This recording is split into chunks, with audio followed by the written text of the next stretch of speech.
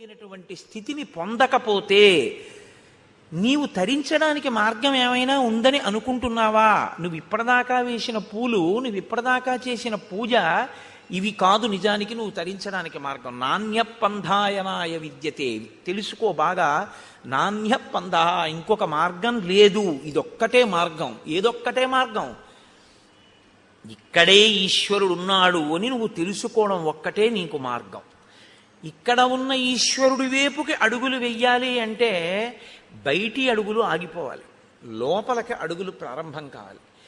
బయట అడుగులు ఆపి అడుగులు లోపలికి వెళ్ళేటట్టు చేయగలిగిన ప్రజ్ఞ లోకంలో ఉన్నవాడు ఒక్కడే గురువు. అందుకే లలితా సహస్రంలో ఒక నామం ఉంది, అంతర్ముఖ సమారాధ్య బహిర్ముఖ సుదుర్లభ. బయట తిరిగితే దొరుకుతుందా? దొరకదు. అంతర్ముఖం అయితే దొరుకుతుంది. బహిర్ముఖం నీ అంత నువ్వు అయిపోగలవు, దానికి ప్రజ్ఞే ఉండదు. ఎవడైనా అయిపోతాడు బహిర్ముఖుడు, అది దానికి పెద్ద విశేషం ఏముందండి. అంతర్ముఖుడివిక ఇంద్రియాలు పనిచేస్తున్న చెయ్యని స్థితిలోకి తీసుకెళ్ళి చూస్తాను. నువ్వు ఇలా కళ్ళు మూసుకు కూర్చుంటే కాలింగ్ బెల్ కొడితే నీకు వినపడకూడదు, ఉండగలవా? అప్పుడు నీ చెవిలోని వినికిడి శక్తి ఏమవ్వాలి? నిద్రలో ఎలా వెళ్ళిపోతుందో అలా వెళ్ళిపోవాలి. ఎక్కడికి వెళ్ళిపోవాలి? మనసు తీసేసుకోవాలి. అప్పుడు తీసుకున్న మనసు ఏం చేయాలి? ఈశ్వర పాదముల దగ్గరికి వెళ్ళిపోవాలి. వెళ్ళిపోతే చూడగలిగిన శక్తిని వెనక్కి తీసుకున్న మనసు దేన్ని చూడాలి? ఈ శక్తితో ఇంకోటి చూడాలి. ఏది చూడాలి? నీలతో యద మధ్యస్థ విద్యుల్లేకే భువాస్వర. మెరుపు తీగతో కూడిన నల్లమబ్బు తళుక్కునొక్కసారి మెరుస్తుంది. చాలాసేపు చూడాలని ఉంటుంది, కానీ మీకు చూడడం కుదరదు. అలా మెరుపు తీగ గంట సేపు ఏమి ఉండదు, ఒక్కసారి మెరుస్తుంది. గురువాక్య శ్రవణము చేత మీయందు కలిగినటువంటి నిరతిశయమైన భక్తి చేత మీ లోపల మిరిసినటువంటి ఈశ్వర స్వరూపాన్ని ధ్యానమునందు తదేకంగా పట్టుకోవడానికి మీకు గురువాక్యం ఉపకరిస్తుంది, అంతర్ముఖం అవడానికి పనికొస్తుంది. యథార్థానికి ఈ వెనక్కి అడుగులు ఎవరు వేశాడో వాడే తరిస్తున్నాడు. ముందుకి అడుగులు ఎవరు వేస్తున్నాడో అంటే బాహ్యంలో ఎంత పెరుగుతున్నా అది పెరుగుదల కాదు. మీరు జ్ఞాపకం పెట్టుకోండి. అది ఏమిటో తెలుసా అండి? యథార్థంగా చెప్పాలంటే, నేను పరమ సత్యాన్ని మాట్లాడాలి అంటే మీ పుణ్యక్షయము దాని పేరు. మీ పుణ్యము క్షయమైపోతోందని గుర్తు. పుణ్యం చేస్తున్నారు, క్షయమైపోతోంది. బాహ్యంలో పెరుగుదల కనపడుతూ ఉంటుంది. అది ఉపకరిస్తుందా అని మీరు నన్ను అడిగారనుకోండి, ఈ శరీరంతో ఉన్నంతకాలం పనికొస్తుంది. వచ్చే జన్మలో కూడా ఓ శరీరం పుచ్చుకుంటే సుఖాన్ని ఇస్తుంది. కానీ అసలు ఈ సుఖము దుఃఖము కాదు, నేను ఈశ్వరుణ్ణే చేరాలన్నారనుకోండి, ఈ బయట అడుగులు కాదు, లోపలికి అడుగులు కావాలి. లోపలికి అడుగులు కావాలి అంటే ప్రయత్నపూర్వకంగా మీరు బయటి అడుగులు ఆపేయవలసి ఉంటుంది. అనవసరంగా ఎవ్వరితోటి సంఘాన్ని ఆప్ చేయాలి. ఆప్ చేసి అంతర్ముఖత్వాన్ని నేర్చుకోవాలి. బాగా ధ్యానం చేసి లోపలికి వెళ్ళి పట్టుకోవాలి. రామచంద్రమూర్తి యొక్క అనుగ్రహం అంతా అంతే. అది రామాయణ కాలంలో బాగా ప్రకాశిస్తుంది. శ్రీరామాయణ శ్రవణం చేసేటప్పుడు, శ్రీరామాయణ పఠనం చేసేటప్పుడు రామానుగ్రహంతో మీకు ఆ శక్తి పరిఢవిల్లుతుంది, తొందరగా ధ్యాననిష్ట కుదురుతుంది. అందుకని మీరు ఆ కోణంలో రామాయణాన్ని పరిశీలనం చెయ్యండి. ఆ మెరుపు తీగ ఎలా ఉంటుందో ఇవాళ శ్రీరామాయణంలో అటువంటి మెరుపు తీగ ఒకరు వస్తారు. ఆ మెరుపు తీగ ఎవరో, పురుషులు తపస్సు చేయడం, ఋషులు కావడం, భరద్వాజుని వంటి వారు దేవతల్ని కూడా పిలిచి పని చేయించుకోవడం మనం చూసాం. ఒక స్త్రీ ఎంత స్థితికి ఎదిగిందో, త్రిమూర్తుల్ని తన బిడ్డలుగా ఎలా చేయగలిగిందో ఇవాళ మీరు చూస్తారు. అటువంటి మహోత్కృష్టమైనటువంటి ఘట్టాన్ని అయోధ్యకాండ చివరికి తీసుకొచ్చి అక్కడ చెప్పని రహస్యంతో ఇక్కడ సీతారామ కళ్యాణాన్ని సీతమ్మ నోటితో చేయించి పూర్తి చేస్తారు మహర్షి ఇవాళ. అంటే నేను ఇవాళ ఎందుకు చెప్తున్నానంటే మీరు కథనంతటినీ ఈ కోణంలో వినవలసి ఉంటుంది తప్పించి కేవలం జరిగిపోయిన కథ అని వినవద్దు. ఇప్పుడు భరతుడు వెళ్ళిపోయాడు, శత్రుఘ్నుడు వెళ్ళిపోయాడు, సైన్యం అంతా వెళ్ళిపోయింది, ఋషులు ఆ వచ్చిన వశిష్ఠాది ఋషులు వెళ్ళిపోయారు, తల్లులు వెళ్ళిపోయారు. రాముడు సీతాలక్ష్మణ సహితుడై ఉండిపోయాడు. పూర్వం ఎలా ఉన్నాడో ఇప్పుడు అలాగే ఉన్నాడు. అంటే అంతకు ముందు సీతారామ లక్ష్మణులు ఉన్నారు, ఇప్పుడు సీతారామ లక్ష్మణులు ఉన్నారు. సీతారామ లక్ష్మణులు చిత్రకూటానికి వచ్చినప్పుడు సంతోషంగా ఉన్నారు, రాజ్యం పోయిందని బాధ లేదు. మధ్యలో వీళ్ళందరూ వచ్చి కనపడ్డారు, వెళ్ళిపోయారు, రాముడు సంతోషంగానే ఉన్నాడు. వాళ్ళు వచ్చి వెళ్ళారని రాముడికి ఏం బాధ లేదు, రాజ్యమే వద్దన్నాడు. ఆ బాధ ఉంటే ఎప్పుడో వెళ్ళిపోయి ఉండేవాడు. కానీ ఒక గమ్మత్తు జరిగింది అన్నారు మహర్షి. ఏం జరిగింది అంటే, ఆ చిత్రకూట పర్వతం మీద ఉండేటటువంటి ఋషులు రాముణ్ణి చూసినప్పుడల్లా నోటితో మాట్లాడుకోవడం మానేసి 15 మంది 20 మంది అలా గుంపులు గుంపుల కింద చేరి ఇలా కళ్ళతోటే చూపించేవారట. ఇలా చూపించి అని ఏదో మాట్లాడుకునేవారు. ఎంత గమ్మత్తుగా మాట్లాడతారంటే మహర్షి, వాళ్ళు నోటితో మాట్లాడుకోలేదు, కనుసైగలే చేశారు. మాట మాట్లాడితే ఒక సావకాశం ఉంటుందండి. ఏమిటవుతుందంటే, మీరు అసలు ఏమనుకుంటున్నారో నాకు అర్థమైపోతుంది. మీరు నాకు అర్థం ఎప్పుడవుదంటే, 2 కోణాల్లోనూ అనుమానం వస్తుంది. ఎప్పుడు నేను ఇలా వచ్చి ఇక్కడ నించున్నాను అనుకోండి గురు ప్రార్థనకి, మీ అందరూ అన్నారనుకోండి, అదేంటి అందరూ అలా అంటున్నారేంటి, ఏమైంది, ఎందుకు అలా నన్ను చూపించి అలా భ్రుకుటి ముడేస్తున్నారు అందరూ, నేనేమైనా దోషం చేశానా, లేకపోతే ఎవరికన్నా ఈయనే కోటేశ్వరరావు గారు అని ఏమైనా చెప్తున్నారా, అనుమానం వస్తుందా రాదా? అనుమానం వచ్చినప్పుడు మీరు ఒకటి గుర్తుపెట్టుకోండి, నా అంత నేను నిర్ణయం తీసుకోవడం ఒక లక్షణం, నేను అడగడం ఒక లక్షణం. నేను 2-3 పర్యాయాలు చూసి వీళ్ళు నన్ను ఏదో వెటకారం ఆడుతున్నారు, నన్ను చిన్నతనం చేసి వీడే తగుదనమ్మా అని వచ్చి ఇక్కడ రామాయణం చెప్తున్నాడు, ఏదో పెద్ద తెలుసును అనుకుంటున్నాడు అని నా వంకి ఇలా చూపిస్తున్నారు అని నేను అనుకున్నాను అనుకోండి, నాకు మీ పట్ల భిన్నాభిప్రాయం ఏర్పడుతుంది. దానికి వ్యతిరేకంగా ఈయనే రామాయణం చెప్తున్నాడు, ఎంత బాగా చెప్తున్నాడో అనుకుంటున్నారు వాళ్ళు అని నేను అనుకున్నాను అనుకోండి, అహంకారం వస్తుంది కదా. 2 ప్రమాదమే.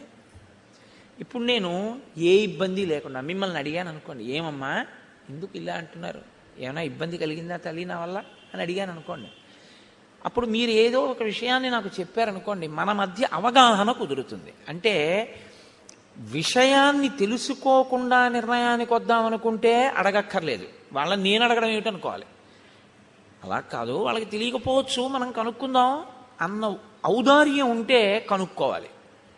ఇప్పుడు ఇందులో 2 నేను అందుకే మీతో మనవి చేసింది, రామాయణం పైకి కనపడినట్టు ఉండదు, రాముని యొక్క శీలాన్ని చూపిస్తూ ఉంటుంది. నువ్వు కూడా ఇలా ఉండాలి జీవితంలో, ఎందుకంటే ఏదో ఒకనాడు మిమ్మల్ని చూపించి అనేది కనపడుతుంది. మీరు కంగారు పడిపోకూడదు, మీకు అయోధ్యకాండ జ్ఞాపకానికి రావాలి. కాబట్టి చూడండి, నైనైర్భృకుటీభిశ్చ రామం నిర్దిశ్య శంకితాః అన్యోన్యముపజల్పంతః శనీశ్చక్రు మిథక్ కథాః. అక్కడ ఉన్న మునులందరూ రాముణ్ణి కన్నులతోటి, భృకుటీభిశ్చ కనుబొమలతోటి, అంటే అని కనుబొమలు ఎత్తి చూపిస్తున్నారు అని కళ్ళతో చూపిస్తున్నారు. రాముడు చూశాడు, ఒకసారి కాదు 2 సార్లు కాదు, తను వెడుతున్నప్పుడు తను వస్తున్నప్పుడు గుంపులు గుంపులుగా ఇలాగే మాట్లాడుకుంటున్నారు, నోటితో కాదు కనుసైగలతో. వీళ్ళని ఒక్కొక్కళ్ళని అడగడం కన్నా వీళ్ళందరికీ కులపతి ఒకరు ఉంటారు. కులపతి అన్నమాట రామాయణంలోదే. కులపతి అంటే 1000 మంది శిష్యులు ఉన్నవాడు, 100 శిష్యులు ఉన్నవాడు ఎక్కడికైనా వచ్చాడు అంటే చాలా గొప్ప విషయం అది. అటువంటి ఆయన్ని చాలా బహుధా జాగ్రత్తగా చూడాలి. అంటే జీవితంలో 100 మంది తనని అనువర్తించేట్టుగా, వాళ్ళ మనసు మారేటట్టుగా మాట్లాడగలిగినటువంటి వాగ్వైభవము తపస్సు చేత సాధించుకున్నవాడు. వాక్కుకి శక్తి మామూలుగా వస్తుందని మీరు అనుకోకండి, కేవల తపస్సు చేతనే వాక్కు అగ్నిహోత్రం అవుతుంది. అటువంటి వారి మాటలే ఎదుటివారి హృదయం మీద పనిచేస్తాయి. కాబట్టి 100 శిష్యులు అనుగమిస్తే ఆయన ప్రత్యేకంగా ఆరాధింపబడతాడు, చాలా గొప్పవాడు అని నిర్ణయం. కులపతి అంటే 1000 మంది శిష్యులు ఉన్నారని గుర్తు. ఆ కులపతి దగ్గరికి వెళ్ళి నమస్కరించి రాముడు అడిగాడు, ఎందుకు ఈ మునులందరూ నన్ను చూసి కనుబొమలెత్తి మాట్లాడుతున్నారు, ఏమైనా కారణం ఉందా? తన వైపు నుంచి ముందు చెప్పాడు, ఇది రాముడి పెద్ద మనసు అంటే. నా భార్య నన్ను అనుగమించి వచ్చింది, ఏమీ తెలియదు, అమాయకురాలు.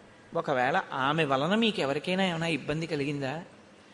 నా తమ్ముడు ఇంకా చిన్నవాడు, నాతో పాటు వచ్చాడు, నా తమ్ముడు ఏమైనా తెలియక అపరాధం చేశాడా? ఒకవేళ అలా జరిగుంటే క్షమించండి, ఏమి జరిగిందో నన్ను చూసి మీరు ఎందుకు అలా అనుకుంటున్నారో నాకు ఒక్కసారి చెప్తారా అని అడిగాడు. ఇది ఎంత వినయం చూడండి. రాముణ్ణి అనుసరించిన వారి యొక్క నడవడి అలా ఉంటుంది. అంటే ఇంకా వినయానికి హద్దుండదు. ఆ వినయం అంత గొప్పగా ఉంటుంది పెద్దల దగ్గర ప్రవర్తించేటప్పుడు. ఆయన అన్నారు, ఏమీ లేదు నాయన, ధర్మాత్మురాలు సీతమ్మ వల్ల మాకు అపచారమా, అసలు ఆ మాట ఊహకే అందదు అన్నారు. లక్ష్మణస్వామి అటువంటి వాడు కాడు. మరి మేమెందుకు ఇలా అనుకుంటున్నామంటావా? నీకు చెప్తాను చూడు. రావణావరజక్కశ్చిత్ ఖరో నామీహ రాక్షస ఉత్పాట్య తాపసాన్ సర్వాన్ జనస్థాన నికేతనాన్. రావణాసురుని యొక్క సోదరుని వరస కలిగినటువంటి ఖరుడనేటటువంటి రాక్షసుడు ఉన్నాడు. ఆయన ఇక్కడికి దగ్గరలోనే ఉన్నాడు. ఆయన తాపసులను వేధించడమే లక్షణంగా కలిగినటువంటి వాడు. దృష్టశ్చ జితకాశీచ నృశంస పురుషాదక అవలిప్తశ్చ పాపశ్చ త్వాంచ తాత నమృష్యతే. ఆయన దృష్టశ్చ పొగరుబోతువాడు, చాలా విశేషమైన పొగరు. కాబట్టి యువతల వాళ్ళని లక్ష్య పెడదామని ఉండదు. పొగరు అనేటటువంటిది ఎలా ఉంటుందంటే దానికి ఒక ప్రయోజనం ఉండదు. మీరు గుర్తుపెట్టుకోండి, పొగరు అనేటటువంటిది ఏమిటో తెలుసా అండి? ప్రతి చిన్న విషయంలో తను గొప్పవాణ్ణి అనుకుని సంతోషపడిపోతుంటాడు. దానికి పొగరని పేరు. పొగరంటే నేను ఇంకా బాగా మీకు అర్థమయ్యేట్టు చెప్పాలంటే, కారు ఇలా తిరగాలి సందులోకి, అతను సైకిల్ అడ్డంగా పెట్టుకుని నించున్నాడు, కారు తిరుగుతోంది. ఏం చేయాలి? అతను సైకిల్ పక్కకి తీసేయాలి. నేను తీయడం ఏంటి? నేను ఎందుకు తీయాలి? ఎందుకు తీయాలి ఏంటి? తీయాలి, కారు తిరుగుతోంది కాబట్టి నువ్వు తీయాలి, లేకపోతే రెండు గుద్దుకుంటాయి కాబట్టి. కారు పెద్దది, సైకిల్ చిన్నది. కారు తిరగాలంటే సైకిల్ తీయాలి. ఇలా నువ్వు అనుకుంటే తీసేయచ్చు. నే తీయడం ఏంటి? దానికి ఏమన్నా అర్థం ఉందా? ఆ కారు ఎవరో, ఆ కారులో ఉన్నవాడు ఎవరో నీకేం తెలియదు, నువ్వెవరో ఆయనకి తెలియదు. వెళ్ళవలసింది కారు, తీయవలసింది సైకిల్. కారుని తీసేయడం కుదరదు, ఎందుకంటే అది పెద్దది, తిరుగుతోంది, తిరగాలి, అంటే ధర్మం. నువ్వు నించున్నావు, పక్కకి పెడితే చాలు. వెళ్ళడు. ఒకవేళ మీరు ఏమయ్యా అలా నించోపోతే కొంచెం పక్కకి తీయచ్చు కదా అన్నారనుకోండి, నువ్వు వెళ్ళొచ్చుగా అలా అంటాడు. దానికి పొగరని పేరు. అంటే మీరు ఇక మాట్లాడకూడదు, పోన్లేండి క్షమించండి అనాలంతే. దాన్ని మీరు వాదించకూడదు అలాంటి వాళ్ళతో. ఎందుకో తెలుసా అండి? ఎప్పుడూ మానసికంగా తను గొప్పవాణ్ణి అనుకోవాలనేటటువంటి ప్రయత్నంతో ఉంటాడు. అది తనంత తాను మార్చుకోవాలి. రామాయణం నేర్పుతుంది మనకు. వాడు రాక్షసుడు, వాడికి బాధ పెట్టడమే. కాబట్టి ఇప్పుడు మీరు కారులోంచి దిగి కానీ అద్దం దింపి కానీ మీరు ఏమయ్యా పక్కకు పెట్టచ్చుగా సైకిలు అని మీరు అన్నారనుకోండి, వాడు ఏమంటాడంటే, ఏ అలా వెళ్ళలేవా, నువ్వంటున్నావేంటి అంటాడు. మాట పెరిగి దాని గురించి నేను ఎందుకు చెప్పడం. కాబట్టి అది పొగరు, అది ఉండకూడదు జీవితంలో. అది చాలా దోషభూయిష్టం అండి. అది దానికి అసలు అర్థం ఏమి ఉండదు. ఇంకా పరిచయం లేకుండా కూడా ఎంత పొగరుగా ఉంటారో నేను చెప్పలేను. చాలామందిని చూస్తుంటాం. అది దిద్దబడాలి. నేను అందుకే చెప్తుంటాను, రామాయణం పెద్దలతో పాటు పిల్లలు కూడా వినాలి. అవగుణములు పోతాయి, వాళ్ళు సంతోషంగా ఉంటారు, సమాజం సంతోషంగా ఉంటుంది. అంటే ముని ఎలా చెప్తున్నారో చూడండి. మునికి దోషం పట్టుకునే లక్షణం ఉండదు, కానీ అవతల వాడి గురించి ఒక నిష్పాక్షికమైన మాట. దృష్టశ్చ జితకాశీచ. వాడికి పని ఏమిటంటే పొగర ఎక్కడుందో అక్కడ నిష్కారణ యుద్ధాన్నది ఆహ్వానిస్తుంది. దానికి ఏం కారణం లేకుండా వాడు గొడవకు వస్తాడు. గొడవకు వచ్చేది వాడు ఎందుకంటే ఎప్పుడు వాడు గెలవాలని. కాబట్టి మీరు ఏ మాట అంటే చిన్నబుచ్చుకుని మనకెందుకు వీడితో వెళ్ళిపోతారో అలా వాడు మెట్లు ఎక్కేస్తాడు. మీరు అలా ఎక్కలేరు కాబట్టి చిన్నబుచ్చుకుని వెళ్ళిపోతారు. అదే వాడి గెలుపు. ఎన్ని మాటలు గెలిచాడో అన్ని మాటలు ఉండకూడని రీతిలో ప్రవర్తిస్తూ ఉంటాడు. జితకాశీచ నృశంస. క్రూరుడు. క్రూరుడంటే అవతల వారి బాధ తనకి సంతోష హేతువుగా బతికేటటువంటి వాడు. పురుషాదక. మనుష్యుల్ని తింటూ ఉంటాడు, వాడికి అదొక లక్షణం. అవలిప్తశ్చ. విపరీతమైనటువంటి గర్వం. ఇవన్నీ మనసులో పెట్టుకుని నా అంతవాణ్ణి నేను అనుకుంటూ ఉంటాడు ఎప్పుడు. పాపశ్చ. పాపశ్చ అంటే వాడు ఈశ్వరుడి వైపుకి అడుగులు వెయ్యకుండా వీడు చేసిన ఈ పనులే వాడికి ప్రతిబంధకంగా వస్తాయి. ఇది ఎక్కువైతే ఏమవుతుందో తెలుసా అండి? రామాయణంలో మీరు అది పట్టుకోవాలి. పాపం పెరుగుతూ ఉంటే మీరు భగవంతుడి వైపుకి వెళ్ళి మనసు మార్చుకున్నారా, పాపం తరిగి ఈశ్వరుడి వైపుకి ఎడతారు. మీరు ఈశ్వరుడి వైపు అడుగులు వేయకుండా పాపాన్ని పెంచుకున్నారా, ఈశ్వరుడి చేతిలో నిహతులవుతారు. అప్పుడు ఏం చేయాలంటే ఈశ్వరుడికి ఇంకొక